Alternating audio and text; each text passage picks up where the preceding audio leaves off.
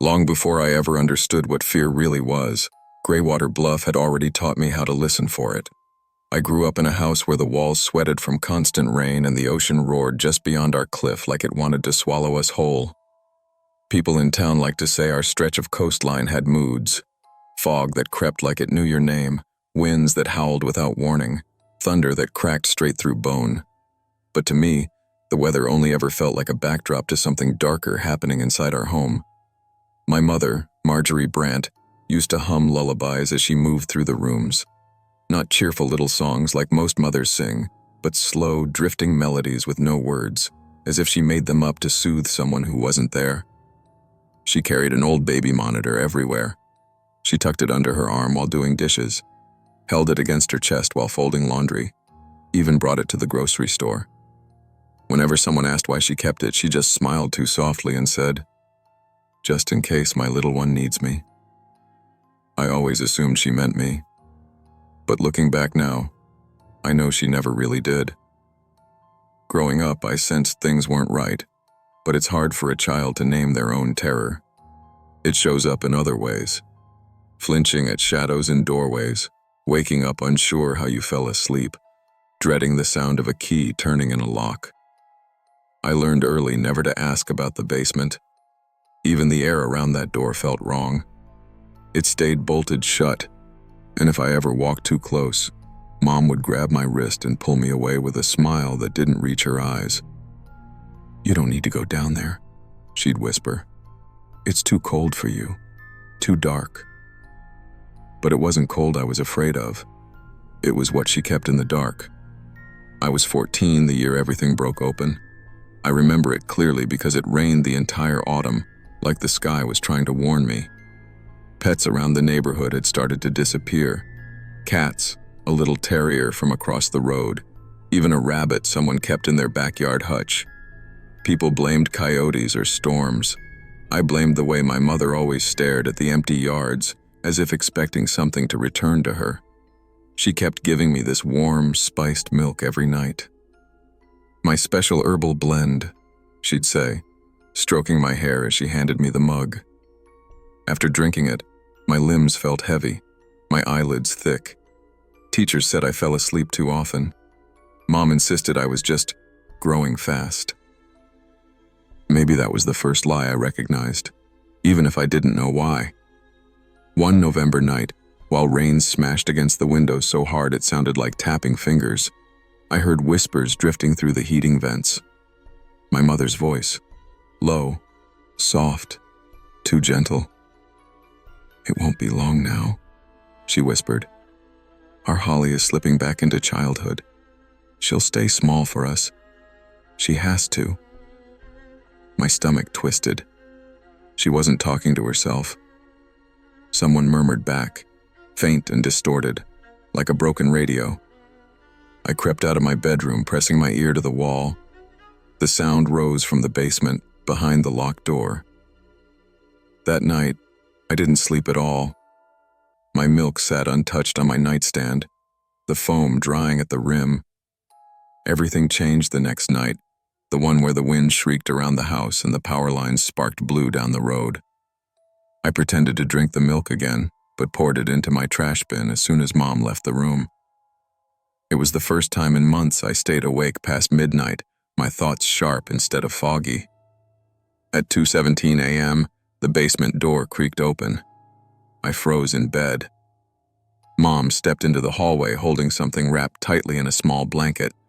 She rocked it gently, whispering, "There we go, little one. Mommy hears you." The bundle moved. A coldness shot through my chest. I rubbed my eyes hard, thinking I must be dreaming, but the shape shifted again. Too stiff, too unnatural, like something that wasn't supposed to move anymore. Mom turned toward my door, and for a heartbeat I thought she'd seen me. Instead, she drifted past, humming that lullaby again, the baby monitor pressed to her ear.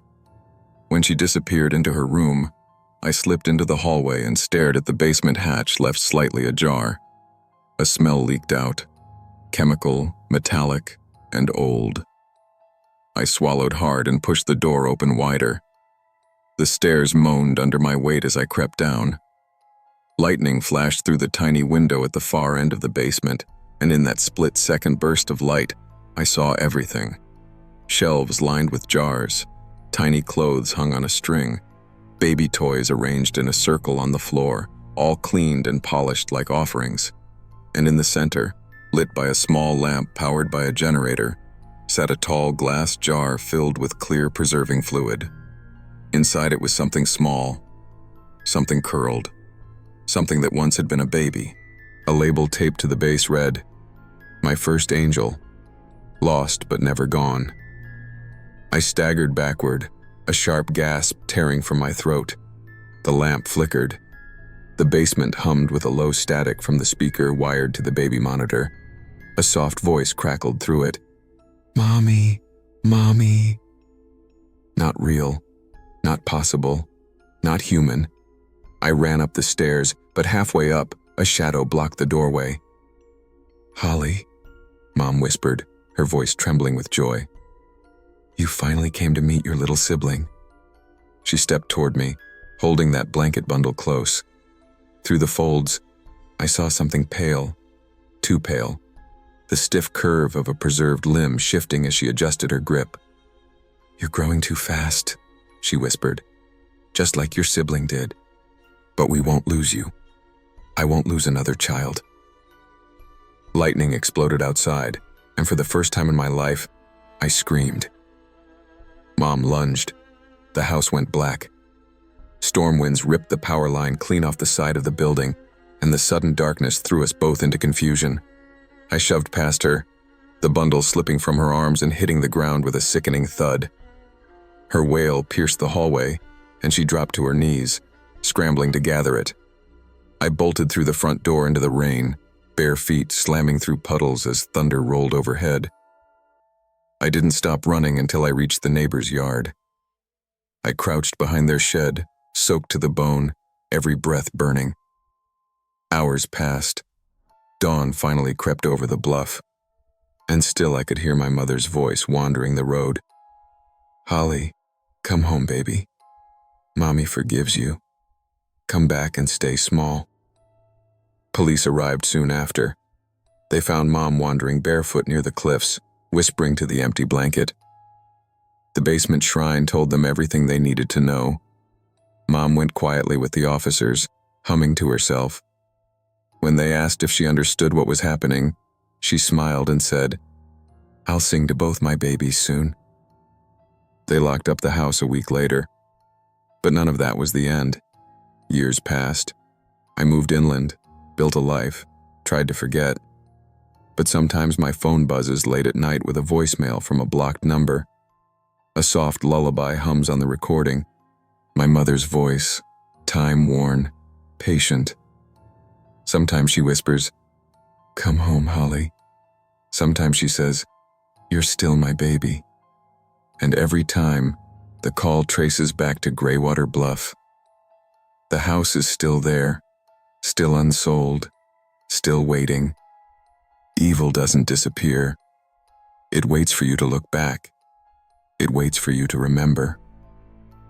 And some nights, when I close my eyes, I swear I hear someone else breathing on the line. Someone small, someone preserved in time, someone who was never supposed to move. But the basement taught me one thing. Anything loved too much can find a way to live again.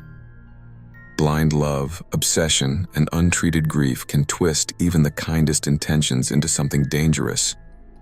Facing the truth, no matter how painful, is the only way to break free from the past before it turns you into something you never meant to become. What I lived through was not an arc so much as a series of slow, cold decisions that compressed into one terrible night. I grew up where every winter felt like a novella. Lamps strung through bare branches, breath fogging in the air, the lake a mirror that turned to glass by November. My name is Evan Merrick. I worked the rink at the carnival, shoveled walkways for tips, and learned to count change with numb fingers. Lena, my sister, was the bright, restless heart of our two-bedroom house. Clara, our mother, was a woman you learned to read like weather, Sudden storms, sudden bright days. She loved with the same intensity she controlled. She could plan your birthday down to the confetti and then decide you'd ruined her life over a mismatched sock. She called it protection. We called it something else in the kitchen, in whispers. When I found the notebook, hidden under her sweater pile, a spiral of handwriting that cataloged Lena like an exhibit, I stopped pretending. If she loves me enough, she won't need the outside world, read one line. If Evan tries to take her, I will stop him, read another beneath a list of Lena's routines. I remember the way my hands shook as I closed the notebook, the quiet click of the spiral like a trap shutting. Lena had dreams, an art program 2 towns over, a scholarship application folded into a shoebox. When Clara found it, she smashed the forms and told Lena she was being selfish. The house smelled like wet paper and anger for weeks after. I tried to be the grown-up because I was always the older brother who knew where the bandages were. I worked extra shifts, saved up for Lena's portfolio materials, and learned to answer in short sentences when Mom was particularly sharp. Perfection, she'd say, meaning we were never enough. But then the thinness began at the rink, chips in the ice that looked deliberate, a line of pocked water near the far end where no one skated. The carnival staff joked about vandalism, about kids with skates and boredom. I didn't laugh. My stomach told me that the world had edges now, and one of them was our lake. That night, everything moved fast and slow at once. The lights on the boards threw long shadows. I heard Clara's voice before I saw them. Low, urgent, strange. If you leave me, you'll drown in the world, she whispered. Lena's shoes scuffed in the snow as she was dragged across the ice, her scarf trailing. I sprinted because some animal part of me still knew to run toward danger when it involved her. The ice broke like glass. We tell the cops that we tried to get Mom out, that she slipped. The report uses neat words. Accident, tragedy. Lena stopped speaking about it. But the lake held on to things we couldn't find. And after Clara vanished, the small kindnesses started showing up on our porch. Hand-knitted scarves in patterns she used to favor, a tin of her tea, little notes like the ones she'd left in household drawers when she was feeling sentimental. Family belongs together. Winter will bring me back. I learned, in those months, how close love and possession sit beside one another.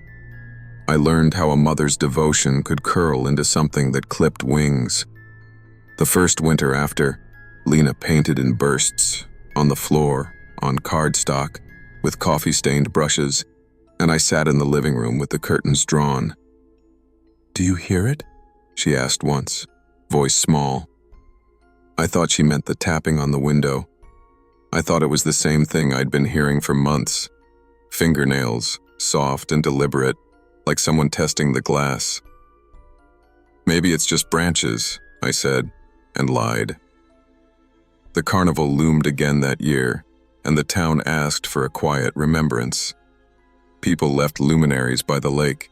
I worked double shifts because money was a way to feel like I still had control over the small things. On the night the ice cracked, I remember thinking about the ledger of Clara's life, how she quantified affection. She'd scribbled down Lena's favorite breakfast, the way she tucked her hair when nervous, the exact time she smiled at a certain shade of blue. It read less like a mother's notes and more like an instruction manual for keeping someone trapped. The discovery made the lake feel like the last and largest entry in that spiral. "You shouldn't have come tonight," Clara said when she saw me running across the rink, though her mouth was moving against the sky like the lake had swallowed her voice. Lena's hand was half twisted in hers. "You're mine," Clara said. "You'll stay." I pushed at that memory now, like a man opening a wound. I shoved Lena before the ice gave and the surface swallowed my mother whole. Her hand reached out, white and useless, and then the water took her under, the sound of a broken life muffled by freezing silence. Someone said later that you can see the shock in a person's face when they look death in the eye, and the person you once loved is evaporating into something else. That was Clara's face. Months later, The gifts didn't stop. Strange neighbors, older women who said they were friends of Clara's, left casseroles and watched us with two wide eyes. The notes grew more confident. Winter will bring me back. The police said without malice that sometimes with cold water, the body stays trapped under roots, under mud, under silt. It's a common ending in small towns where lakes have memories. Lena went to therapy sometimes. Sometimes she didn't. I learned to sleep in a house that felt full of breath from another room. On the first snowfall of the year, the tapping returned. This time I didn't pretend. I moved to the window and watched my breath fog the glass. Tap, tap, tap. I opened an inch and heard nothing but the neighborhood breathing in its night. I slid the window closed and pressed my palm to the cold pane and felt, for a second, like I could still reach a warm hand across the years. People wanted answers that fit into sentences. "Why didn't you stop her sooner?" my uncle asked over coffee. "Why did you let her go out on the ice?" Even Lena's art teachers asked the same thing with softer voices, as if the right question could stitch us back to normal. The truth was clumsy. I had tried. I had pushed my sister to safety and held a hand to a hole of water where my mother had disappeared. You can't always win against someone who has already decided the world must bend to their fear. The town whispered about heredity and madness, about how small places magnify small cruelties. I began to measure the world by the length of my shifts and the safety locks I could buy. If someone left another package, I'd drag it inside and put it by the stove and watch Lena react. She'd make tea and paint and try to keep living like the summer photos we used to keep in a shoebox. Her laughter returned in little pieces, half of a joke, a stray smile when she sold a painting at the flea market. Those were the things I learned to guard like saved money in a drawer.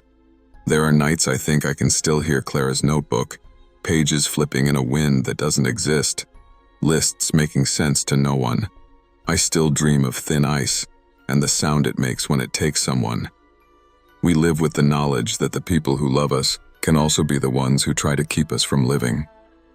That's the lesson that frost etches into your bones.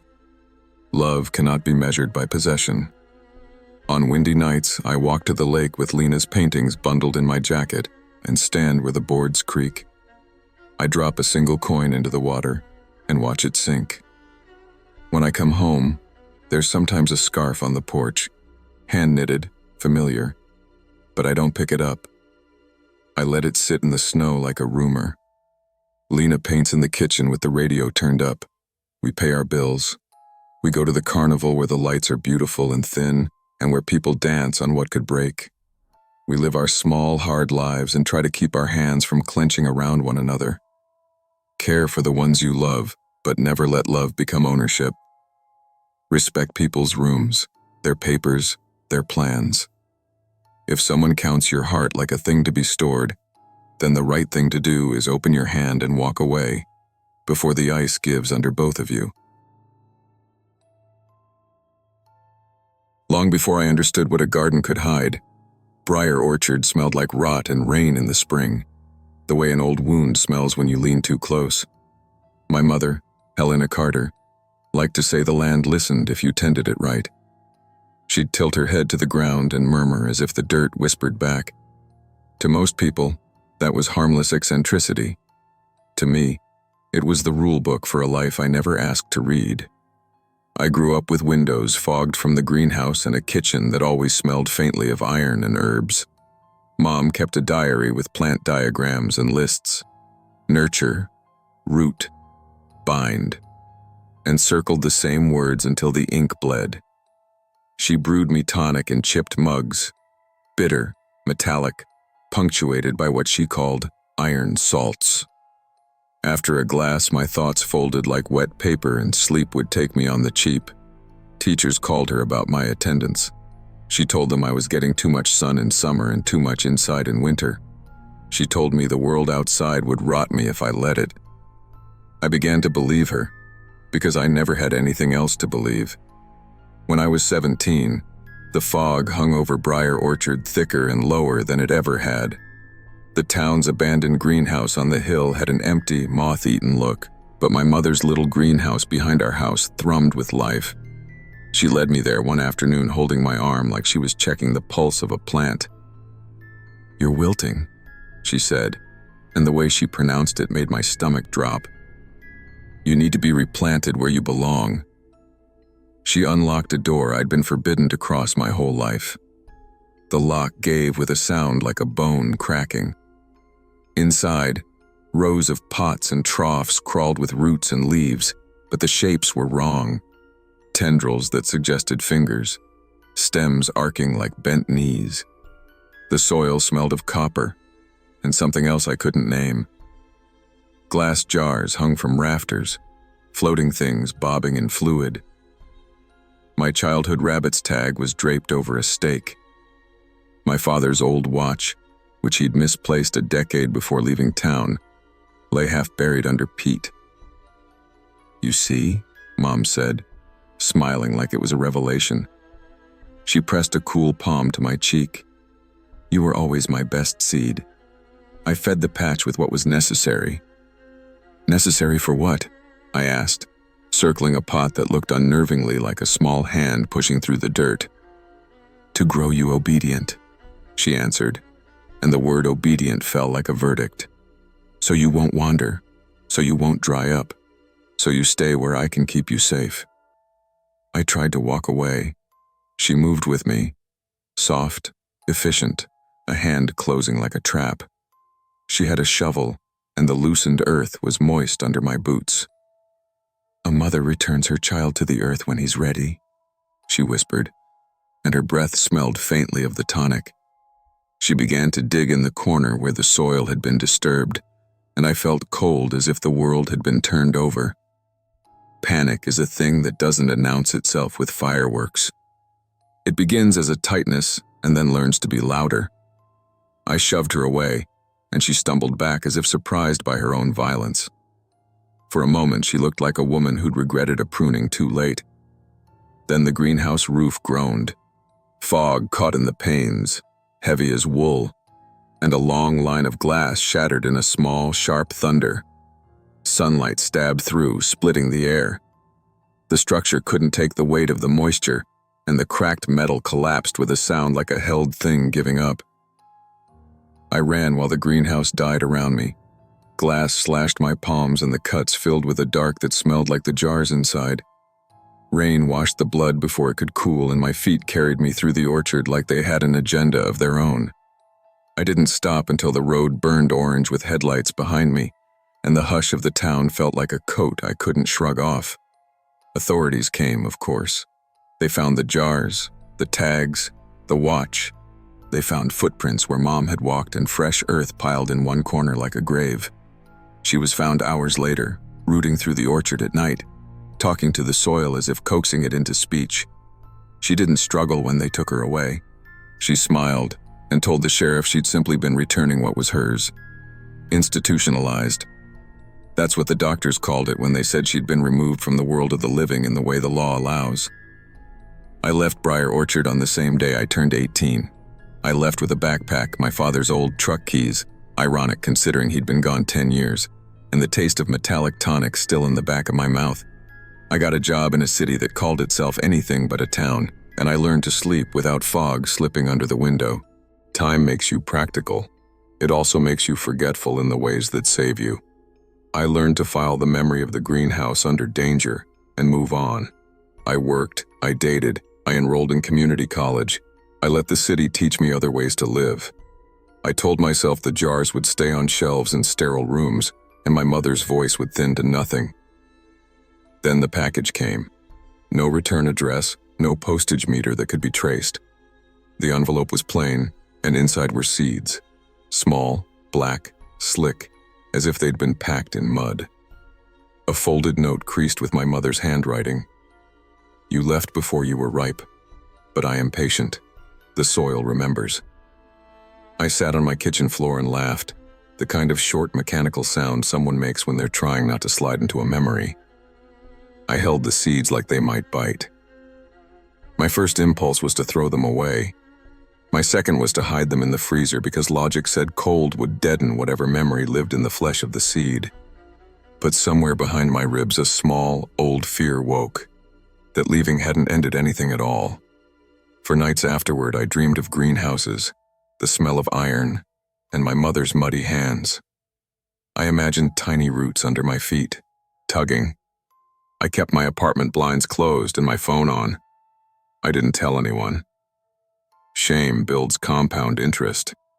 I knew if I told a friend, they'd make me prove I wasn't a product of some warped imagination. I planted one seed in a pot on my balcony because I had to test whether fear was real or manufactured. I used store soil, sunlight, water from a tap that tasted like city pipes, all the small betrayals of a life that wanted to be ordinary. Days passed. The soil held its silence. No sprout. Maybe it was a game. Maybe the note was a bluff. On the fourth night, a sweet, heavy smell came through the open sliding door. I covered my nose and found tendrils of damp in the air, as if the plant had its own weather. The soil in the pot glistened with dew that had not been there before. I knocked the pot to the floor and the seed split, tiny green at the seam. For a second I felt nothing but triumph, proof I hadn't spun the whole thing from fear. Then the sprout unfurled into a shape that made my stomach roll. It was almost limb-like, a curved, knuckled thing that quivered like a hand-finding purchase. I pulled the pot outside and flung it into the dumpster in the alley behind my building, stamped it down with my boot, and watched the earth in the dumpster drink it without a sound. The next morning, there were footprints on my fire escape, small and damp. The soil in the dumpster was disturbed. The alley smelled faintly of the greenhouse. I know now that a place can remember you the way a body remembers a scar. You can run, you can change your name, you can put new seeds in different pots, but memory is stubborn, and, given the right dirt, it will find a way to root again. Obsessive care can become a form of possession. Love without boundaries can cultivate harm. Survival means setting boundaries, naming what is dangerous, and protecting new growth, your own, so it can thrive free from someone else's need to control. I used to think motel rooms were just stopovers, places for travelers with loud suitcases and tired faces. But room 217 taught me that a room can hold every version of fear you never knew existed. I didn't learn that at 15 because of ghosts or urban legends. I learned it because I was locked inside with someone who loved me so fiercely she thought she had to break me to keep me. My name is Jenna Whitlow, and the summer we were evicted from our apartment, the temperature in Clearwater hit numbers that made the news every night. Asphalt cracked, trees wilted, and people fainted in grocery store lines. Mom and I ended up at the Harborline Motel with a single fan and a window she refused to open. Even before the real nightmare began, the heat felt like a warning. Patrice, my mother, was the kind of woman who knew how to charm waiters, neighbors, school counselors, anyone with a pulse. With me, though, it was different. She said a daughter owed devotion, owed gratitude, owed her whole heart, and when she smiled at strangers and said we were on a mother-daughter bonding vacation, I pretended to smile too. I didn't have the heart or the courage to say what we were really doing, surviving. The eviction wasn't sudden if you'd been watching closely. Late bills, disconnected power, the muffled argument behind a closed door. But Patrice blamed me for all of it, my school costs, my teenage attitude, my father leaving. I absorbed the blame because I'd learned that arguing only tightened her grip. I didn't realize yet what she'd do to keep it. By the time we checked into room 217, she already had a plan for how I'd spend every hour. That room became my classroom, my cage, and eventually, the place I would almost die. The first week felt wrong in ways I tried to dismiss as nerves. Patrice covered every mirror with towels, claiming reflections distracted people from their true selves. She locked the windows even though we were in the middle of a heat wave. She said fresh air carried germs and outsiders and temptations. When I tried to crack a window one morning, she slammed it shut so hard the glass rattled. "You let the world in," she told me, "and it'll steal your loyalty." She checked my notebooks, reading the pages before I finished writing them. She grabbed my phone without warning, scrolling through texts as if I were a criminal hiding evidence. I didn't fight her. Fighting Patrice was like striking a match beside gasoline. One afternoon while she showered, I checked the scholarship application I'd hidden in my bag, a program in another state, A chance for a life where I could breathe again. I didn't hear her come out. "What's that?" she asked, hair dripping, eyes sharp. I froze. The paper trembled in my hands. She snatched it away so fast it tore. "So you're planning to abandon your own mother?" "No, Mom. I wasn't. You don't get to want anything that takes you away from me." Her voice wasn't angry. It was calm. Too calm. That scared me more than the yelling ever had. She paced for hours, whispering to herself about daughters who betrayed their families, about how the world poisons good hearts. I tried to sleep through the muttering, but the words burrowed under my skin. The bottom line was clear. She wasn't going to let me leave. The blackout hit Clearwater on a Wednesday night. The heat had bullied the electrical grid for weeks, and finally, something snapped. The motel went silent in a way that made my stomach twist. No humming AC, no buzzing lights, just thick, hot darkness. I remember Patrice lighting candles around the room, dozens of them, flickering circles of orange and gold that made the shadows dance. She ordered me to sit on the floor. "This is how we fix your heart," she said. "This is how we make you loyal again." Her notebook, her rule book lay open in her lap. I'd read pieces of it before when she wasn't looking, but that night she read aloud from it like scripture. Lines about obedience, about gratitude, about how daughters must stay or die trying. "Mom, please," I whispered. "It's too hot. I'm dizzy." She slapped me so hard my vision blurred. "Heat teaches discipline. My mother taught me with heat. Now I teach you." She pushed the dresser across the door. The thud of it hitting the frame sounded like a judge's gavel sealing our fate. Then she turned the burners on in the kitchenette, both of them letting the flames climb and the air thicken with dangerous warmth. My skin felt like it was being steamed. Sweat slid down my spine. My breaths came short and shallow. "You leave me," she said softly. "You burn. The world will hurt you more than I ever could. Better I prepare you first." "Mom, stop," I begged. "Please. You're scaring me. I can't breathe." "Good," she whispered. "Fear makes you obedient." I tried the door, pushing the dresser with my shoulder. It didn't budge. The candles flickered wildly, their heat mixing with the burners. I could smell my own panic salt and sweat and the faint metallic taste of danger. Then someone knocked.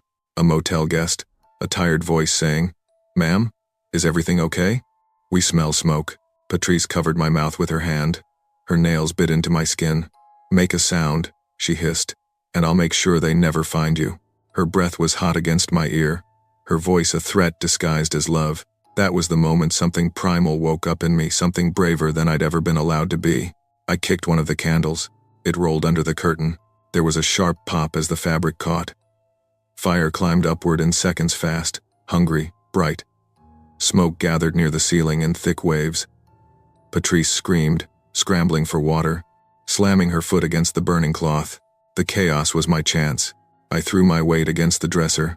It screeched across the floor. I shoved again.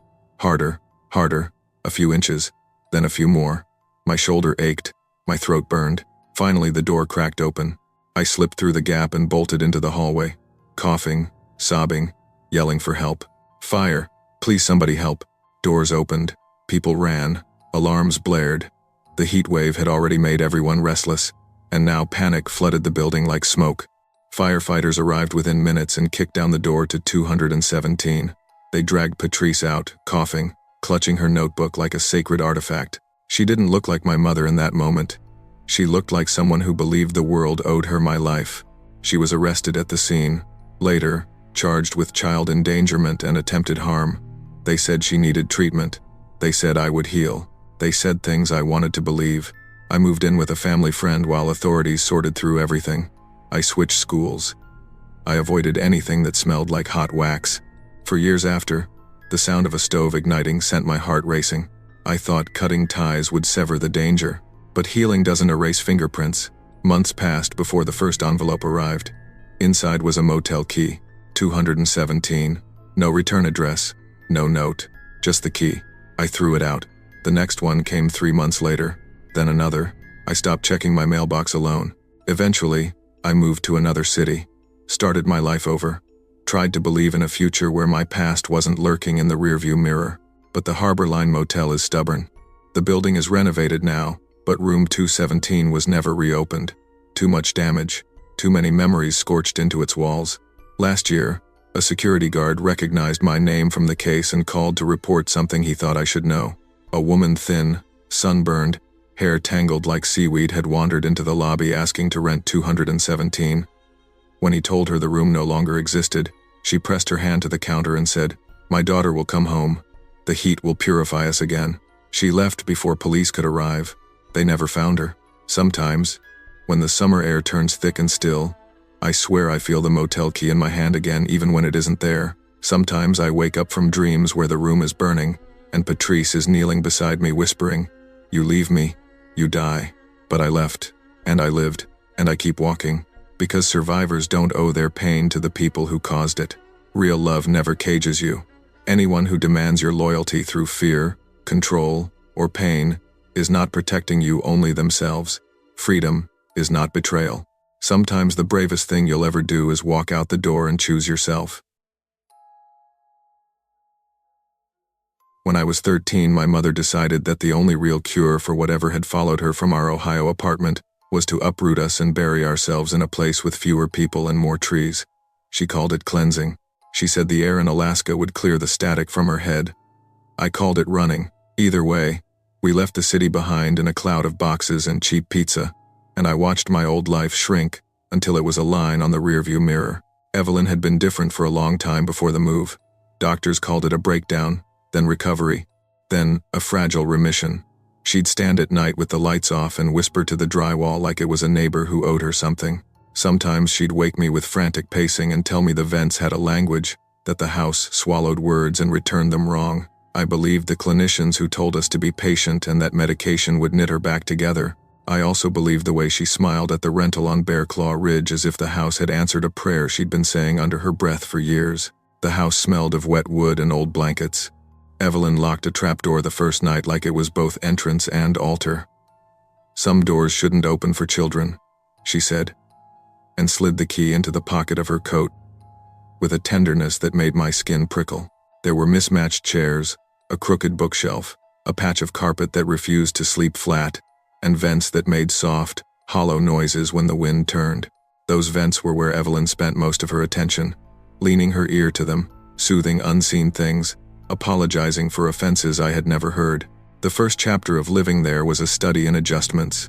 I learned how to stack wood without her noticing, how to warm my hands over the stove without asking her if the shadows were watching. She rationed meals with the kind of arithmetic that had nothing to do with groceries and everything to do with some unseen census. "They keep count," she told me once, turning a spoon between her fingers as if it held the truth. "We can't draw more hungry eyes than we need." I stopped asking questions. I got better at reading the room, at watching for the small change in her jaw when she lied to keep me safe from some story she told herself. One night, a week in, wind scraped the trees raw, and the lights blinked out like a stagehand had dropped the switch. In the kitchen, my candle trembled with every gust. I heard the trapdoor unlock downstairs while Evelyn hummed a tune that used to be hers, but slower, and with the wrong notes tucked like thorns between the words. I opened the back door because the dark felt like a hole I could step into, and I thought maybe walking would make the noise stop. She found me on the porch, eyes ringed with sleep.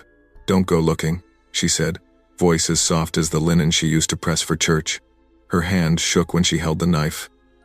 Not with the rigidness of violence, but with a almost devotional fervor. "They like a child." I remember thinking, absurdly, that her words had been rehearsed. Then she said, "If they're pleased, they let us stay. If not, they take."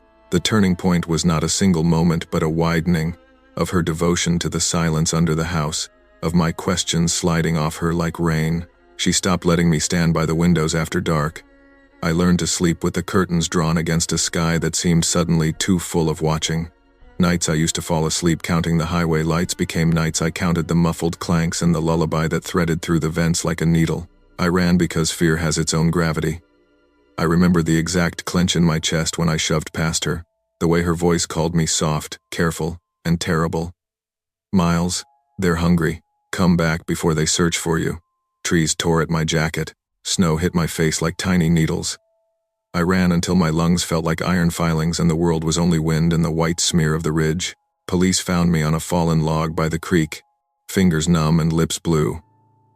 I could not tell them the house kept its own calendar, or that my mother had argued with a lullaby and lost. They asked where she was, and I lied with a clarity I didn't have.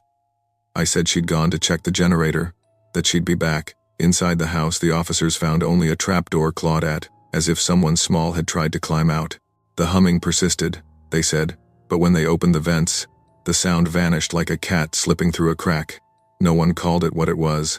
The papers called it abandonment. The clinic called it a crisis. I called it the night I learned I was on my own. The years beyond that night are measured in small hauntings. A neighbor who insisted he once heard a lullaby while his dryer was on. The nurse at the clinic who avoided my eyes when I came in to say, "She's not gone," as if my words had the shape of accusation. Evelyn was never found. There were rumors that she'd walked into a river, that she'd left with someone who understood the language of vents. There were also letters, no return address, one awkward black typewritten line on thin paper, "They still want their child." I left Alaska at 18 because running is a muscle you build and I had to learn to use it for myself. I learned to sleep with earplugs, to bolt the doors in a city that felt safer for its noise, but the lullaby followed me. I heard it once at a college dorm when the heating pipes sang like a throat, a whisper almost drowned by laughter in the hallway. I heard it in an apartment above a deli when a refrigerator compressor thunked at midnight. The tune had no words I could pin down, only the rhythm of a promise and the itch of an accusation. Sometimes I thought the sounds were the world's way of catching up. That grief demands a melody. That absence turns into song. Other times I thought it was simpler and crueler, that a child's memory is a sticky thing, and the things you are taught to believe about your parents do not evaporate with time. The letters kept arriving in fits and starts after I moved. Each one, the same single line.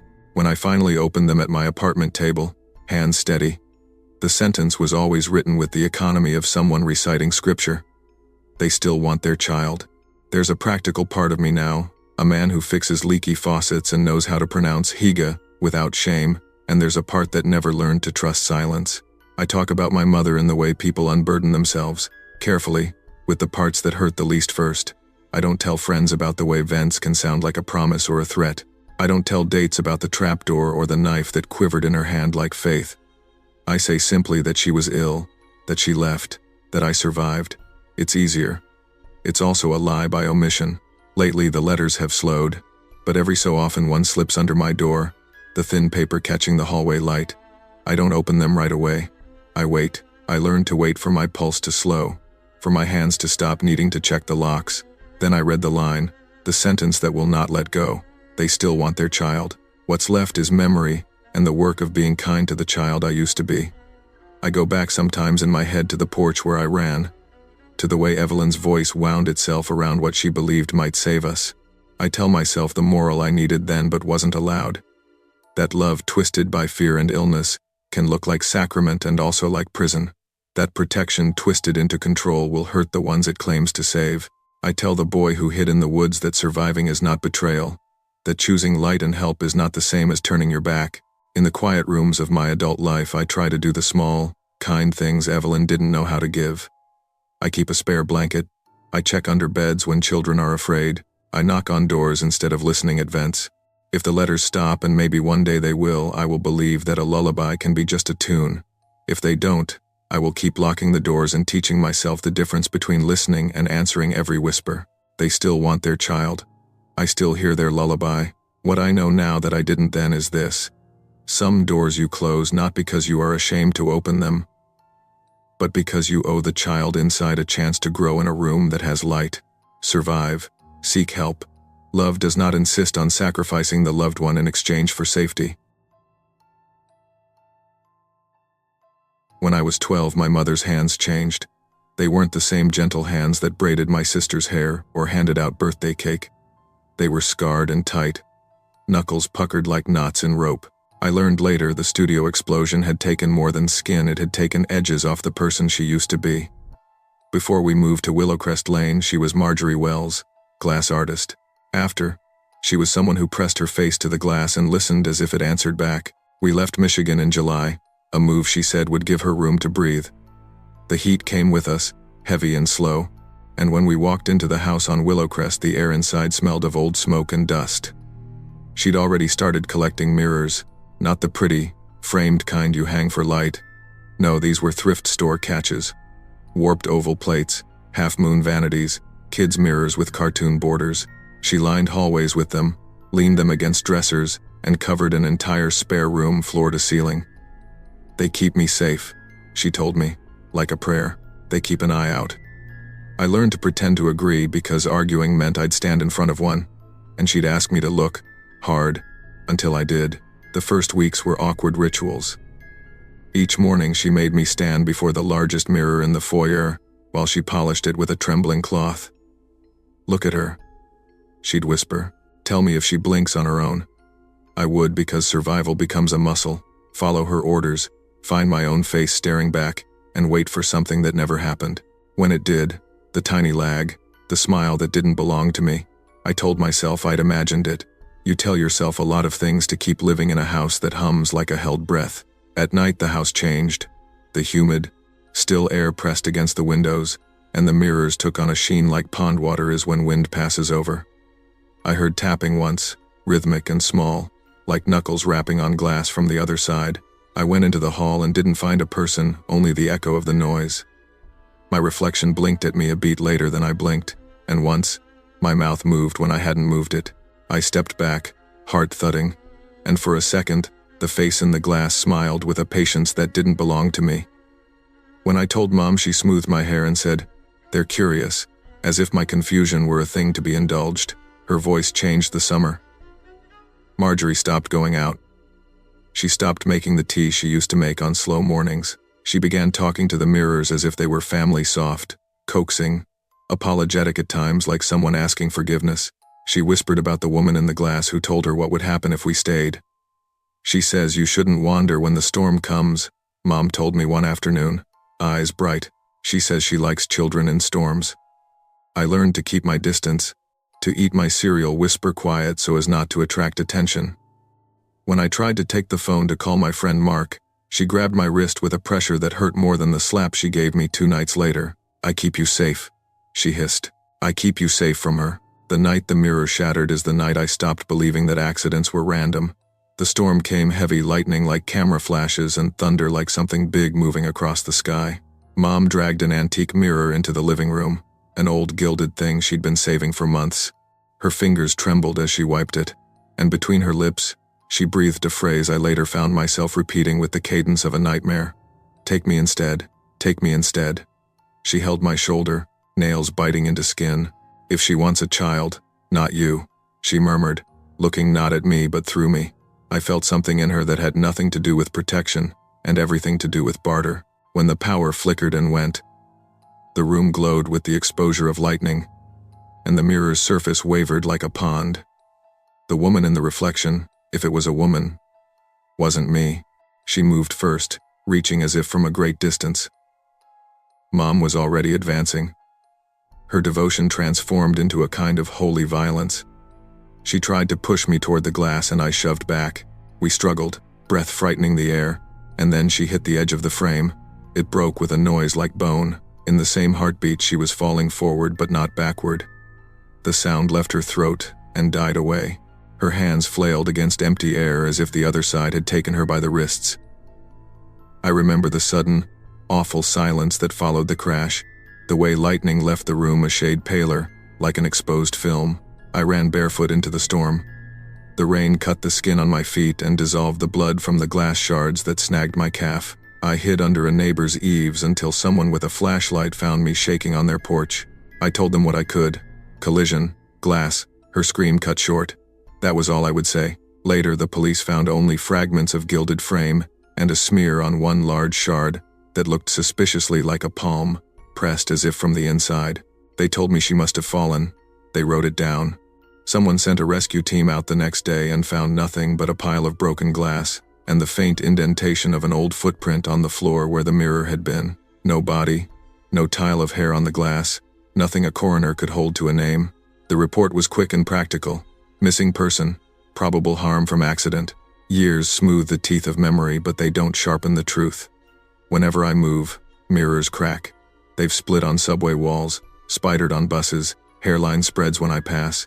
At college, I woke in the dorm with a mirror glaze that looked like a smile had been pressed into it overnight. I feel eyes on me in reflective surfaces without meaning to look. Sometimes I catch my own shadow in a shop window, and for a sliver of a second there's someone standing behind me in the glass.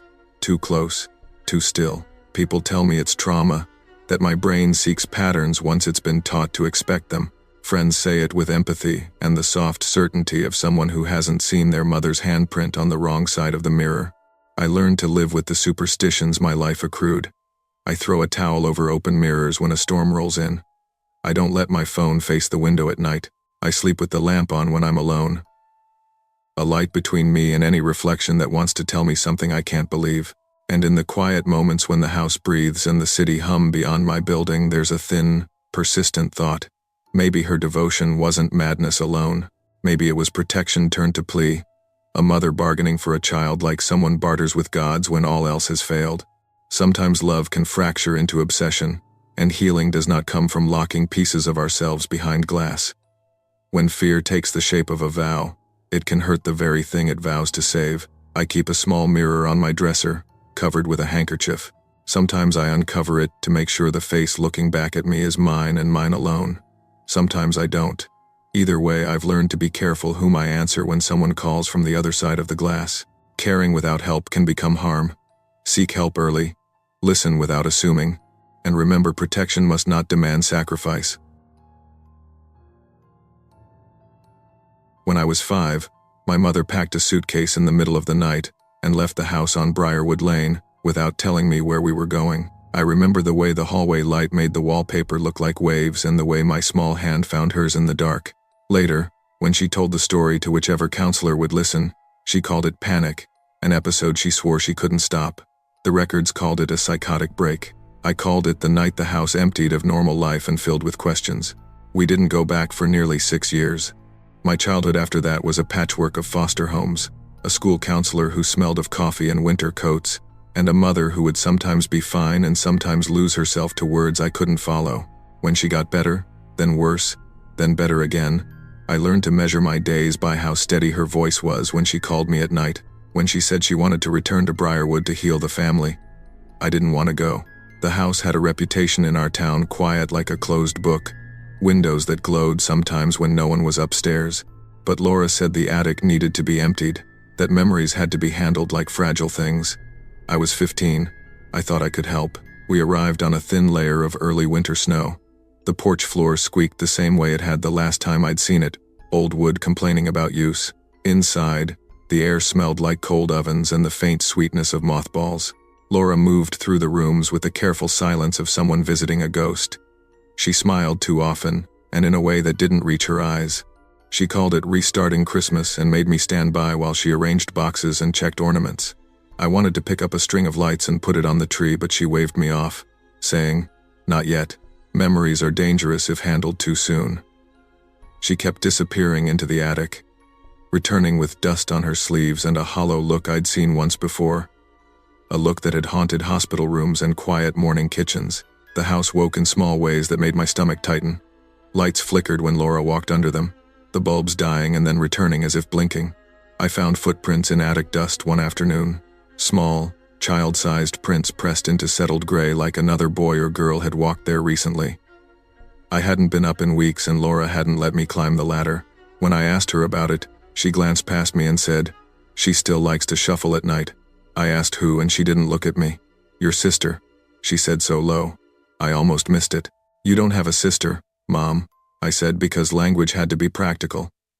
She didn't argue. She simply shook her head and tightened the scarf around her neck. At first I thought I could stay inside the bounds of ordinary care. I slept with the light on, left doors unlocked so someone could reach me, kept my phone within touch. But Laura's sleep schedule collapsed into odd rituals. She would wake me at 3 in the morning sometimes, shaking my shoulder with urgent, animal insistence. "Don't let her get inside you," she whispered. "Don't let her take your breath." Once she stood in my doorway and watched me breathe for a long time, counting with fingernails and mouthing apologies to someone no one else could see.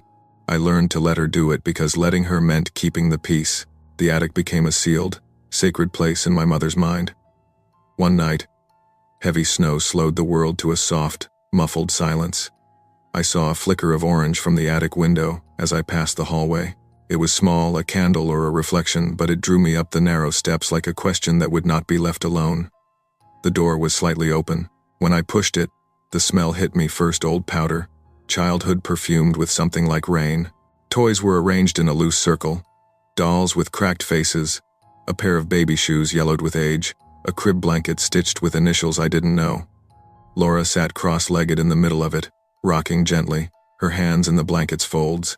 She wants her brother back, she murmured to the air as if speaking to someone real. Her eyes were on the corner where shadow pooled. You left her alone. I stepped back. Mom, this. She grabbed my wrist with a grip that took my breath away, muscles hard as if carved from winter wood. You were 2, she said. You don't remember. But she remembers. Her voice had a sharpness that made me step harder and wrench free. Something moved in the far corner, then small, pale, a crouched shape that reflected in the blown attic bulb. The bulbs popped in unison, the light flaring and then gone, leaving a scrape of darkness that felt like an eyelid closed. I tumbled down the stairs, my sneakers clattering on the old wood, stumbled into the laundry room and slammed the door. I pressed my back against it and listened to the world go quiet except for the wind and the irregular shuffle of Laura's footsteps above. The police came at dawn. The neighbors had seen the light in the attic and called. They found no tracks in the fresh snow, no sign Laura had left, no footprints away from the porch. Inside, the attic was a small museum of absence. Toys in a circle, dust prints too small to be mine, a faint imprint on the blanket where someone had knelt. We'll check local hospitals, the officer said gently, with the kind of professional distance that keeps bodies at bay and words polite. He asked me questions, and I answered with little practiced lies. I told the truth where it was simple. She'd been missing since nightfall. I left out the part about the murmured names and the way the house hummed like an animal with a song. After she disappeared, the house felt like a held breath. The counselors asked for details. The social worker from school wanted to know about safety plans, and a local volunteer offered to help clean out the attic. I agreed to none of it. Instead, I hammered the attic door shut with my own hands and drove away with as much of my old life as would fit in the back of my car. I stayed with friends, then an aunt, then a cheap apartment where the heater rattled but the walls were mine. Time is a softener. Memories shrink against new routines, yet small things pull me back there. I still jump when lights flicker in a certain cadence. I avoid attics. Sometimes, at night, I wake to a faint creak, and I swear I hear a voice breathing through a vent, the same thin whisper that had haunted the stairwell. It says one word, patient and small, and always the same: brother. Silence can shelter a story until it grows like mold. You can't sweep away fear by sealing a door or pretending nothing is in the attic waiting. You have to open rooms carefully, with help, with honest hands. My mother needed help she didn't accept in time, and the house became the place where what she feared gathered shape. The moral I keep for myself is quieter than a warning. Don't ignore the strange small things in the people you love. Ask, listen, and insist on help before memories harden into something that can hold you both captive. When I was 12, my life became a list of exits. My mother, Mara, learned to pack a bag so fast that the zipper sound became its own kind of alarm, and I learned to sleep through it. We left houses, towns, jobs, anything that felt like it could be watched or tracked. The reason she gave everyone was always the same: privacy, a fresh start, a reset. The truth, which I learned later in small, dangerous increments, was more complicated. After my stepfather disappeared, things in her head shifted like water finding a new channel. Warnings turned to rules, and rules turned into traps. We landed under the Orange Street Bridge in Spokane when I was 17. The city smelled constantly of river and rain, like the world itself had decided to wash itself small and clean. Our apartment was cramped and smelled of damp carpet and old cooking oil. It was temporary, Mara said, and she smiled the tired smile of someone trying to convince herself as much as anyone else. I tried to believe her. For a while, the bridge was just background thunder, then the nights got louder. At first, there were the small things that could be explained away. The water meter reading a tick higher for no reason. A neighbor who swore she'd seen someone look into our door at 2 a.m. Mara rewrote those events into a map of threats. They watch through reflections, she told me once, folding my backpack like someone folding a map. They listen in pipes and drains. They mark what they want. I laughed to keep from arguing. You learn to fold laughter into the shape of your life when surviving is a habit. The rules came quick and sharp. No talking to neighbors. Don't go near the river after sunset. Never touch the locked cabinet under her bed. She hung small bells in the corners of the ceiling like a curtain of sound. She said they would ring if the watchers got in. I remember the way she dug under the mattress with her hands the day she found an old receipt and shook like someone who had been electrocuted. They left their mark, she said. They've started closer. I started sleeping with the lights on and a pair of headphones that were more for blocking her than for music. The first time I heard the footsteps under the bridge, I was in bed, half asleep with the window cracked. Rain made the city hiss. It was a sound like someone pacing on wood, a measured step, step, step, but there was no wood beneath our ceiling. I climbed out of bed and pressed my ear to the plaster. The sound didn't stop when I listened. It kept going, a small staccato that rolled down the underside of the bridge. I could have shrugged it off then, but Mara stood in the doorway, hair stuck to her neck, eyes wide and full of a warning that made my stomach drop. "They're walking above us," she said. "They walk where no one should." She closed my door with a softness that felt like a hand over my mouth. I tried to pull the story back to something normal. "Maybe it's a truck," I said once, "because trucks make sense." She shook her head and wrote numbers on a scrap of paper with a finger that trembled. "They move in patterns. They like water. They listen." I saw her that afternoon at the laundromat muttering into the pocket of her jacket, counting the people with the practiced paranoia of someone mapping movement in the air. You have to understand, I didn't know then how quickly things could slide from caution to violence. I only knew the rules and my own rising need to get away from them. One night the rain slammed as if fists were hitting metal, the kind of storm that makes your chest steady with readiness. I walked up the steps to the bridge to get air, to let the rain wash something off me that I couldn't name. The city below was a smear of neon and reflected water. Somewhere beyond the rail, metal sang under the pressure of the storm and I could hear the bridge's hollow bones. Bells jingled inside the apartment. Someone had forgotten to tie them down, and for a second I thought of fairgrounds and childhood. Then my phone buzzed in my pocket. She was in the doorway of the building, soaking though she hadn't been outside, hair limp from the rain, cheeks pale. "They want to take you tonight," she said. And I knew, with the raw clarity of someone who's been given an impossible choice, that we were past talking. She opened the locked cabinet under her bed in a way she never had before, as if proving a point to the air.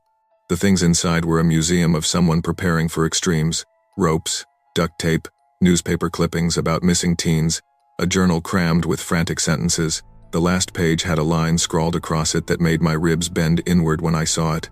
"If I must tie him down to save him, I will." I stepped back because the words read like a threat and a vow at once. She lunged. I didn't have time to worry about the moral shape of what I was doing, only the immediate, reflexive need to get out.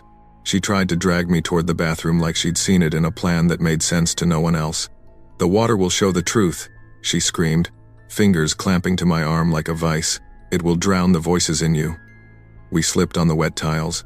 I shoved too hard and she hit the porcelain edge of the tub with a noise that stopped everything. Her head thudded against ceramic. For a breath I thought she was dead. Then she wasn't. She was stunned, and I was gone, running into rain that felt like release and like salt. I told the police a version that bent the edges of reality to fit what was acceptable. Confrontation, accidental injury, panic. The ambulance came. The cuffs of her coat were soaked. She was talking about reflections and whispers and the voice that had told her to act. "Someone inside Jordan's reflection told me to kill him," I heard her say while paramedics tied her to a stretcher. They took her to a psychiatric facility. I was put with a state worker who smelled like breath mints and competence, and I tried to fold my life into the spaces she mapped out. The social worker said the right words: trauma, safety plan, resources, and I nodded in a small, mechanical way. Somewhere in the string of forms was the shred of my mother's love that had been knotted into fear so tight it strangled both of us. Months later, after court dates and phone calls and a storage locker of our belongings, a letter turned up in my P.O. box. No return address, only her messy scrawl on paper that smelled faintly of river damp. The note said 2 lines. "The water said you aren't safe without me." It was the kind of sentence that can be read as a plea and as a weapon. I folded it away and held it until my fingers hurt. There are things that heal in time and things that stain. I learned to walk bridges again, but the sound of distant bells makes me hitch my step. Sometimes when the rain is hard and the city smells like river, I hear clearer than the wind itself the faint pattern of bells in the air. It's the echo of a house under a bridge, The memory of my mother's hands and the way she looked when she believed herself to be saving me.